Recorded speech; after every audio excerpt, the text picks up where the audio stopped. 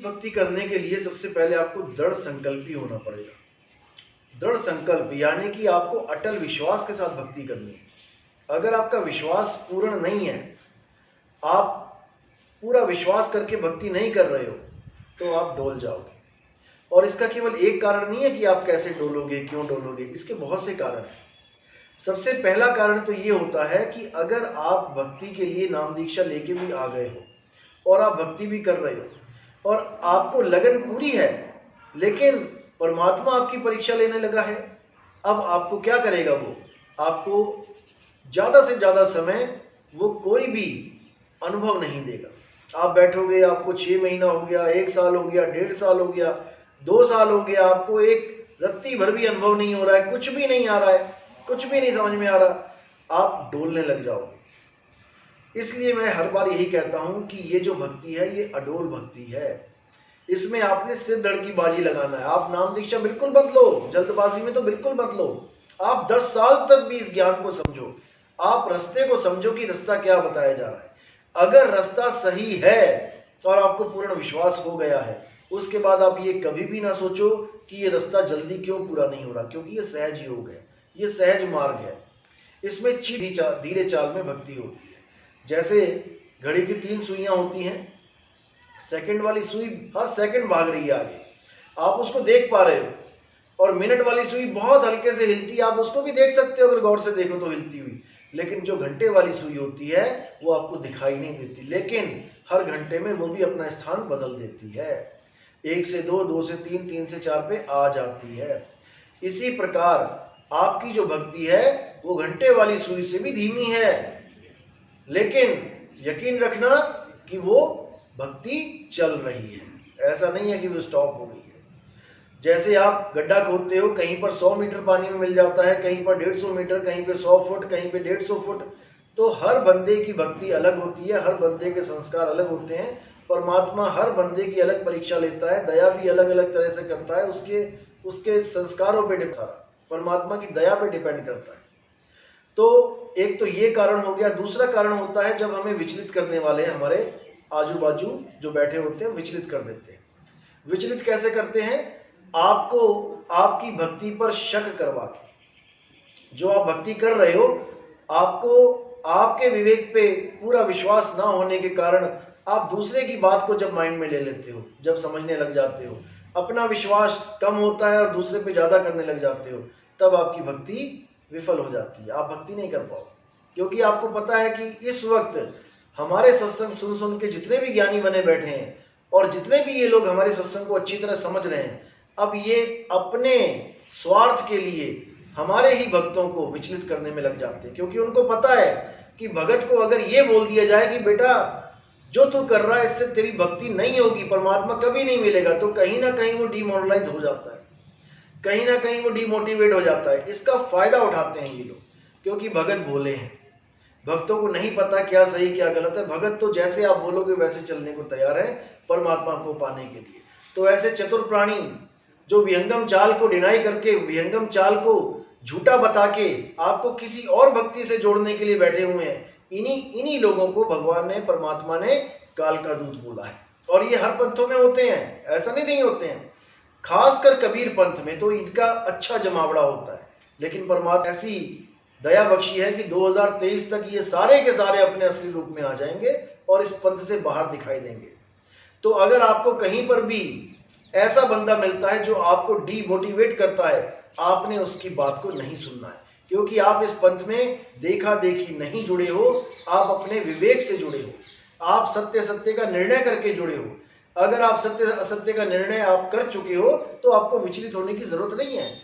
अभी एक डॉक्टर साहब आए थे, कल का ही जयपुर में प्रोग्राम था, और उन्होंने मुझे बोला कि शायद 2 साल हो गए मुझे कोई अनुभव नहीं हुआ।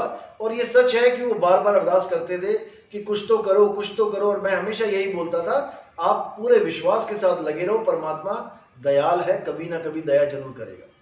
और खुशी की बात है कि आज 2 साल के बाद, आज से ही कहते हैं कि 10 दिन पहले मुझे इतना अच्छा अनुभव हुआ, अब मेरा विश्वास पूरा बन गया है कि हाँ मैं बिल्कुल सही रास्ते पे हूं। मैं यही बोलता हूं आपको, आप रास्ता देखो कि अगर रास्ता सही है तो आप उस पर विश्वास करके चलो। लेकिन आप इस बात को बिल्कुल दिमाग में मत रखो कि मुझे 3 महीने में परमात्मा मिल जाएगा, 6 महीने में मिल जाएगा, 1 साल में मिल जाएगा। ये सब बातें निरर्थक हैं। परमात्मा को पाने के लिए लोग पूरा पूरा जन्म बैठे हैं, इंतजार किया है, तब मालिक ने दीदार दिया है। इसलिए इन चीजों को बिल्कुल माइंड ना करना कि कोई कहे कि 6 महीने में परमात्मा मिल जाता है, नितिन दास से नाम लिया है, 1 साल हो गया, 2 साल हो गया, परमात्मा नहीं मिला। इस चीज में आपने कभी ध्यान नहीं देना है। परमात्मा बंदी छोड़ है, दयाल है। आप विश्वास करो, भक्ति करो, बाकी सब उस पर छोड़ दो, सरेंडर करो। हम परमात्मा को गुलाम नहीं बना सकते कि हम उसको ऑर्डर दे दे कि 6 महीने के अंदर ही मिल जाना मुझे, ऐसा बिल्कुल नहीं है। और कबीर साहब ने जहां पर 6 महीने का जिक्र किया है तो एक कंडीशन है उसकी। जब सत्संग खोलेंगे तो आपको हर चीज समझ में आएगी कि किन लोगों को बोला गया है कि 6 महीने में दीदार दूंगा, ये आपको सब समझ में आएगा। लेकिन वो कंडीशंस हैं। जैसे आप जयपुर से जोधपुर जाना चाहते हो तो अगर आप गूगल मैप पे भी सर्च करोगे तो किलोमीटर के साथ टाइमिंग भी आती है कि आप लगभग इतने घंटे में पहुंच जाओगे। लेकिन वो कंडीशन है कब, लगातार चलोगे। अगर कार से देख रहे हो तो कार की टाइमिंग बताई जाएगी, अगर मोटरसाइकिल से देखोगे मोटरसाइकिल का लगभग समय कितना लगेगा बताया जाएगा, अगर आप पैदल आदमी की देखोगे तो पैदल आदमी का अलग टाइम होगा। तो हर प्रकार समय अलग होगा, दूरी सबके लिए एक है। इसीलिए हर जीव परमात्मा का जीव है, लेकिन अलग अलग संस्कार हैं, अलग अलग उसकी स्थिति है। किसकी सूरत कितनी भटकी है, किसकी सूरत कहाँ लगी है, किसकी सूरत कितना कंट्रोल में है, ये सब डिपेंड करता है कि परमात्मा 6 महीने में मिलेगा या नहीं मिलेगा। लेकिन फिर भी हम नहीं कह सकते कि वो इस वाणी को लिखकर बंधन में आ गया कि मैं 6 महीने में ही मिलूंगा। इस बात को भी आप दिमाग से निकाल देना। परमात्मा कभी बंधन में नहीं आता। भले वो ऐसी 1000 वाणियां लिख दे कि मैं तुझे 1 पल में मिलूंगा, बोला ही उन्होंने, खोजी हो तुरंत मिल जाऊं 1 पल की तलाश में। लेकिन इतना बोलने के बाद भी वो बंधन में नहीं है कि अब वो पल में नहीं मिला तो हम उसको झूठा सिद्ध कर दें। हम नहीं कर सकते। वो बंदी छोड़ की दया है, वो जब दया करेगा आपको तब मिलेगा। आप अच्छे बच्चे की तरह इंतजार करना सीखो, क्योंकि सबने कहा है इंतजार का फल मीठा। साहिब गुरुजी, अगला मेरा सवाल आपसे यही है कि क्या गृहस्थी गुरु जो गृहस्थ में रहते हैं, अपनी गृहस्थी अभी तक नहीं छोड़ रहे थे, अपने परिवार के साथ रहते हैं, ऐसा गुरु क्या हमें भवसागर से पार करा सकता है? बहुत अच्छा सवाल है, क्योंकि गृहस्थ गुरुओं की भरमार है भारत देश में, भारत के बाहर भी।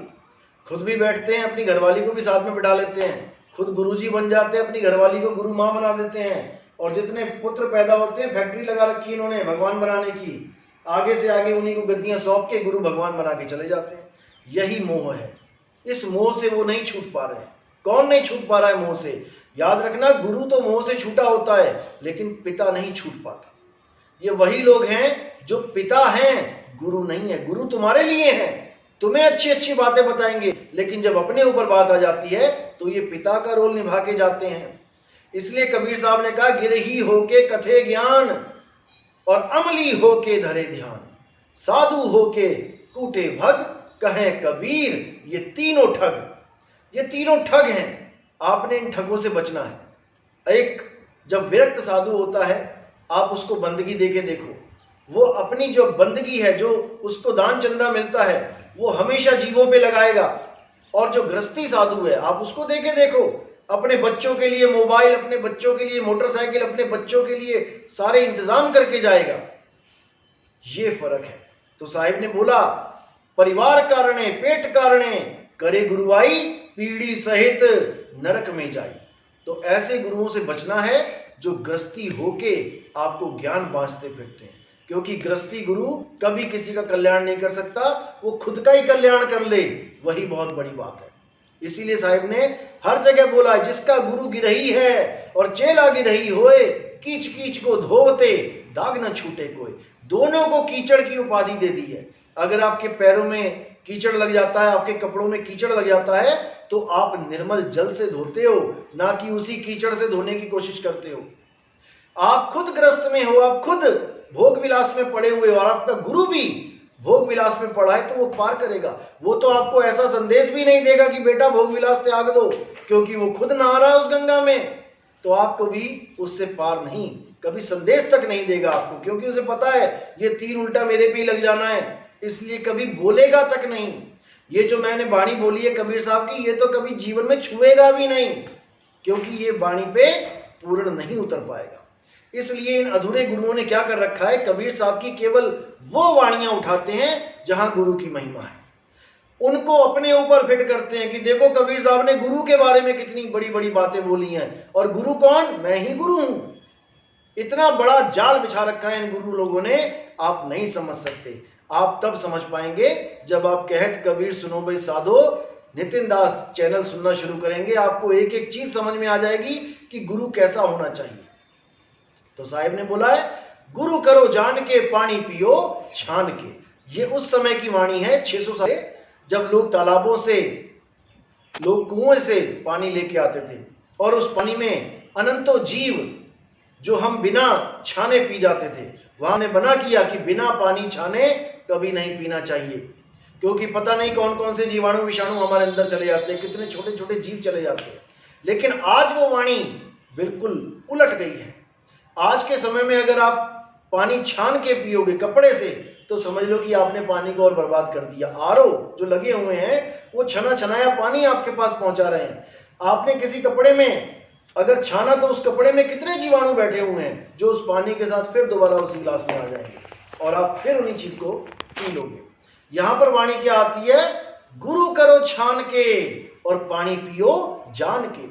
आपके सामने 4 गिलास रख दिए जाएं, जिसमें से एक 5 दिन का पुराना पानी हो, एक बाथरूम का गुसलखाने का पानी भर के आप लेके आए हो, एक आरओ का पानी हो, और एक ऊपर टंकी का पानी हो। तो आप कैसे पहचान पाओगे कि कौन सा पानी कैसा है, क्योंकि सारा देखने में एक सा होगा। वहां आपने पानी को जान के पीना है, उसको जानो कि भैया ये आरओ का है, ये टंकी का है, ये 5 दिन पुराना है, तब तो आपका काम बनेगा। और गुरु को छान के, गुरु को छानना है। आप छलनी लगाओ, छलनी क्या है, वाणी ही छलनी है। कबीर साहब की वाणियां देखो, और जो गुरु उस वाणी से मैच नहीं खा रहा है, जिसका ज्ञान उन वाणियों से मैच नहीं खा रहा है, तो उसको अपने जीवन से निकाल दो। कबीर साहब ने ये नहीं कहा कि आप एक बार गुरु धारण कर लो, आप उसको छोड़ नहीं सकते। ये गुरुआ लोग क्या करते हैं, आपके दिमाग में ऐसा अज्ञान डाल देते हैं कि आप गुरु बदल नहीं सकते। आपने एक गुरु बना लिया तो आपने एक पति बना लिया। अब अगर आप पति को छोड़ दोगे तो आप वैश्या कहलाओगे। एक को छोड़ के दूसरे के पास जाओगे, दूसरे को छोड़ के तो आप वैश्या की कैटेगरी में आ जाओगे। लेकिन कबीर साहब ने ऐसा कभी नहीं कहा। कबीर साहब ने कहा कि शब्द हमारा गुरु है। उस शब्द गुरु को पाने के लिए अगर हमें 50-100 गुरु भी बदलने पड़ जाएं तो हमें कोई गम नहीं होना चाहिए, हमें कोई लाज नहीं होनी चाहिए, शर्म नहीं आनी चाहिए। क्यों? जब लग मिले नहीं शब्द वो सांचा, और तब लग करो गुरु 10 पांचा। उसके लिए आप 10 क्या, 20 क्या, 100 क्या, दत्तात्रेय ने 24 गुरु किए। आपको बिल्कुल संकोच नहीं करना चाहिए अगले गुरु की शरण में जाने से, क्योंकि ज्ञान ही गुरु है। आप पिछले गुरु के पास शक्ल देख के नहीं गए थे कि आपको उसकी शक्ल से प्रेम है, आपको उसके शरीर से प्रेम है। आपने ज्ञान समझा और आपने गुरु धारण किया। वो गुरु चाहे गोरा है, काला है, इससे कोई फर्क नहीं पड़ता।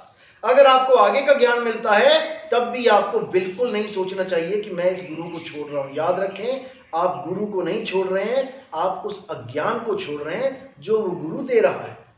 तो साहिब ने बिल्कुल साफ मना किया और सीधे बोल दिया, जिस गुरु से भरम ना मिटे, भ्रांति जीव की ना जाए, सो गुरु झूठा जान के त्यागत देर न लगा। उसको त्याग दो, वो गुरु तुम्हारा कल्याण नहीं कर पाएगा, लेकिन उसका नमस्कार भी करो जिसने तुम्हें यहां तक पहुंचा दिया जहां पर आके तुम्हें नितिन दास के सत्संग समझ में आने लगे। इनका इतना ही उपकार है आपके जीवन में कि आपको उन्होंने एक ट्रैक पे डाल दिया, एक रास्ते पे डाल दिया, लेकिन वो गुरु मंजिल नहीं दे पाएंगे, क्योंकि मंजिल कहीं और है। साहिब, तो देखिए दर्शकों, इस बात का हम